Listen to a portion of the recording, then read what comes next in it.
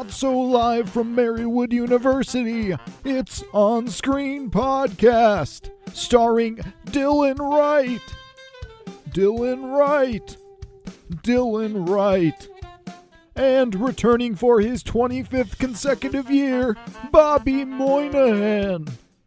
Musical guest, Apple Loops. And your host, Dylan Wright. Ladies and gentlemen, Dylan Wright. Hello everybody and welcome to another episode of On Screen. I'm your host Dylan Wright and I'm here to take you on a journey through film and television. So, as you could tell from my intro of me doing a terrible Don Pardo impression and including a now dated Rick and Morty reference since Bobby Moynihan is no longer on the show, I'm talking about Saturday Night Live. It's a show that's been around since the early 70s and has continued on in its prime throughout the decades. And honestly, it's well-deserved of the praise and sometimes criticism that it gets. Saturday Night Live, of course, was created by Lorne Michaels for NBC, and it originally aired on October 11th, 1975. It was billed as the not ready for primetime players, and that's why it has its 11:30 time slot, because, it's not a primetime show. And originally the cast was filled with people that at the time were not well known, but then became comedy legends such as Chevy Chase, John Belushi, Gilda Radner, Jane Curtin, Lorraine Newman, Dan Aykroyd, Garrett Morris. You can't beat that original cast. They all went on to different careers afterwards, most of them staying in acting, Chevy Chase probably being the initial biggest out of everybody until John Belushi stole the show until his unfortunate, untimely passing. But Saturday Night Live has really been a starting point of sorts for really big names. For instance, Eddie Murphy, a huge actor. Not as big today, mind you, because of some questionable movie choices, but he had a really big career after Saturday Night Live. And you could say the same for Mike Myers, Robert Downey Jr. He was actually a cast member of Saturday Night Live. He was only in one season in the 80s when the show was considered not at its best, but he eventually turned his life around after coming on some hard times and becoming the huge movie star that he is today. Bill Murray's another one. Jimmy Fallon, back when he used to break character all the time.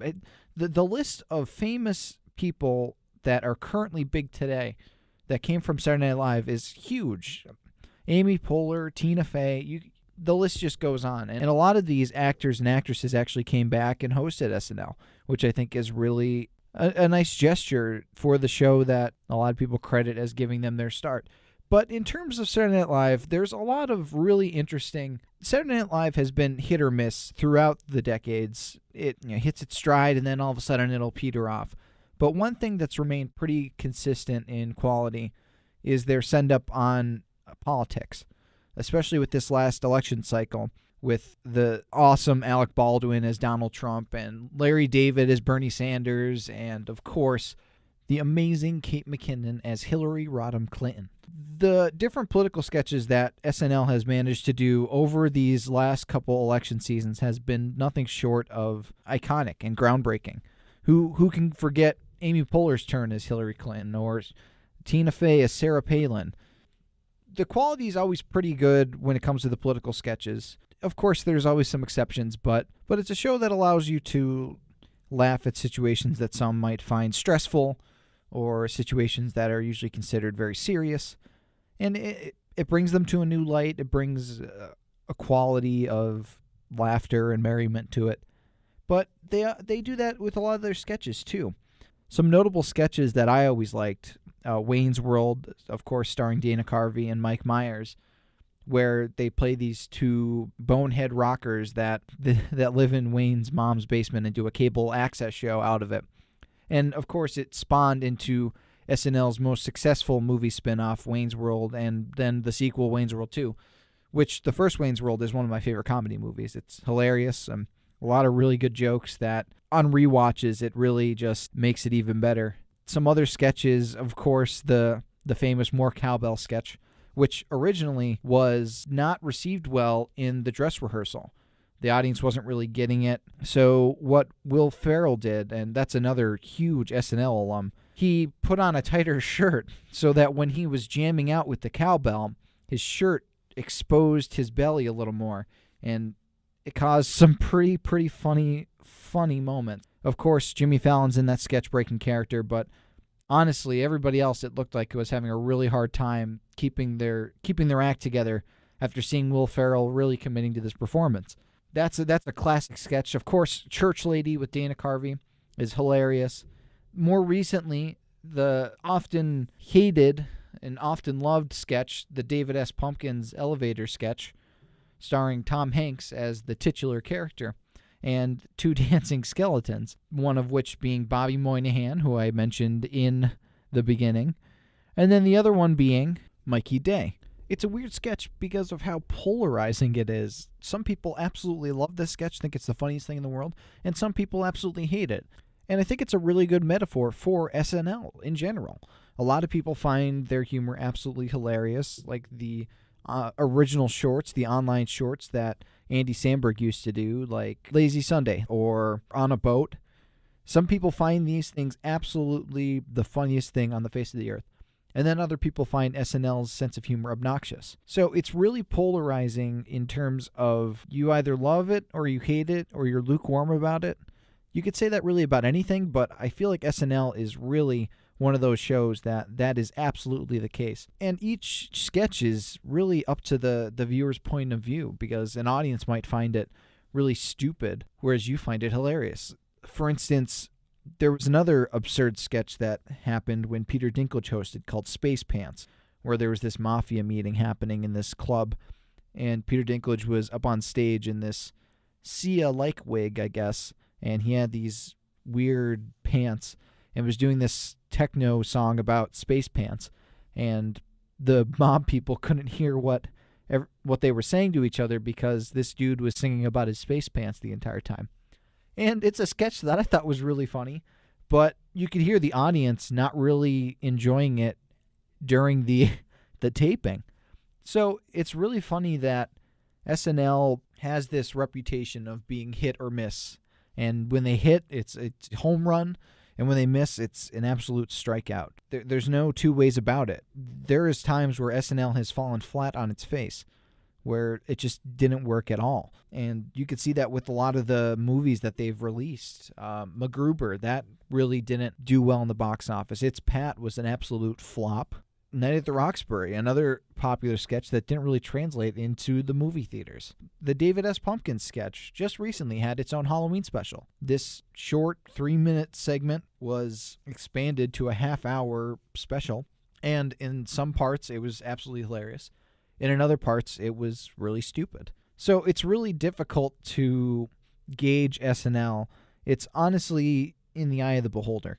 I can't recommend SNL if you don't like a certain sense of humor. Sometimes they come up with some really out there stuff. Sometimes it's absolutely hilarious. Sometimes it just doesn't work, because humor is such a subjective thing. It's one of the most subjective things in the world, honestly. Like, a lot of people can find one thing very sad, very tragic. Some people can find a lot of joy in something, but to find something funny is a very case-by-case basis, and SNL is the dictionary definition. SNL really is difficult to quantify because there's just so many eras and so many different people that have been on the show, and it's lasted this long, so they have to be doing something right. They're coming up on their 50th season very soon. That shows longevity. That shows that there's still something there that's relevant, that's been relevant since the early 70s. And they just won Emmys this last season covering the election. So obviously they're doing something right. The question is, can they keep doing that something right? And in the past, they've shown that they've faltered a bit. The 80s was not a great time for SNL. When Lorne Michaels left, they didn't really know what to do with themselves. There was an entire season that had Julia Louis-Dreyfus, who is now huge, having played Elaine Bennis and Selena Meyer in Veep. She was in this season, and they wiped the season clean. They literally, in the next season, said that it was all a dream. They ended that season with the cast stuck in a burning building and somebody's going to survive, and they ended up bringing nobody back. So SNL has had some rough times. And recently it's had some rough times. The couple of seasons before this season with the election coverage has been really, really hit or miss. That's just how the show's been. Like I said, they are capable of doing great things, if only they have the light to show them the way. Wow, I just did a Superman reference. But SNL is a show that's good. It's a good show. And yeah, there's stuff that doesn't work. There's cast members that sometimes don't deliver quite as well as the other cast members. But for every dud of a cast member, you get a Kate McKinnon. For every flop, you get a Dan Aykroyd. For every guy that doesn't work, you get a Tina Fey or an Amy Poehler. You get a Kristen Wiig. All of these comedy greats have their start in SNL. And if you can't give SNL credit for anything, at least you can give them credit for cultivating this comedy world and bringing up these big stars and giving them their time to shine before they could truly shine. And I honestly love watching SNL to see, okay, who's going to be the next big thing? Who's going to be the standout that's going to make it big and is going to be the next Will Ferrell? Who is going to be this person that makes it into the mainstream audience and just blossoms and sprouts out? Who's it going to be? And I think SNL is really important for that. And just like the comedy scene, just like the stand-up comedy places and the sketch comedy places, it cultivates young talent and it hones them and it gives them the practice they need in order to truly make it into the big time. They're not ready for primetime players yet, but they will be by the time they're done at SNL. So that's all the time I have left for this week's episode of On Screen. If you have any topics for any future shows, let me know. I would love to cover anything that you'd like me to cover. And as always, until next time, take care.